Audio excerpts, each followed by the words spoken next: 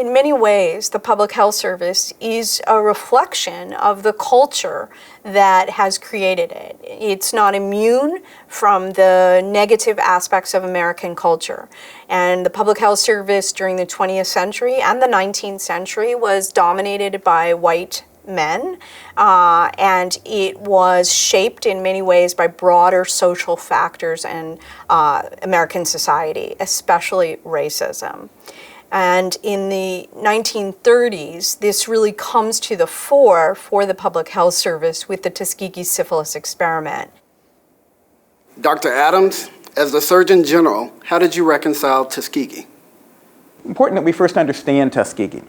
Tuskegee was really an experiment that was done by the U.S. Public Health Service at a time when venereal diseases were one of the largest problems facing the United States and facing our military, our national security.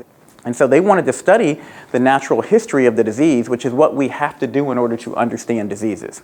And so they enrolled black men in Tuskegee, Alabama, into these studies to study their bad blood. And they actually followed these young men for 40 years. But what happened was they developed new treatments for syphilis in the meantime, including penicillin.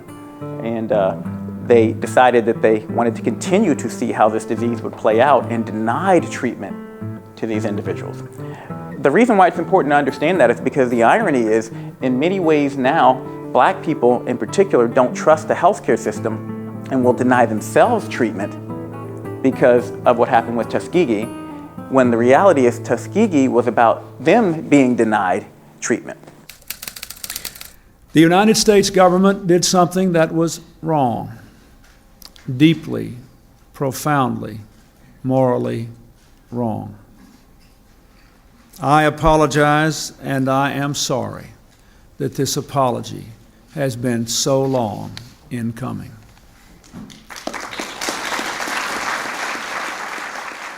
The flip side is that the perpetrators, I walked past a wall every day to go into my office of the former Surgeons General. All the Surgeons General, and it was multiple Surgeons General, who oversaw those Tuskegee experiments over 40 years. And I had to make my own personal decision. Do I want to keep these pictures up on the wall of folks who really oversaw what we now see as atrocities?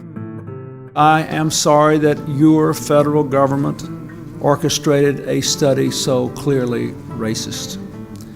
That can never be allowed to happen again.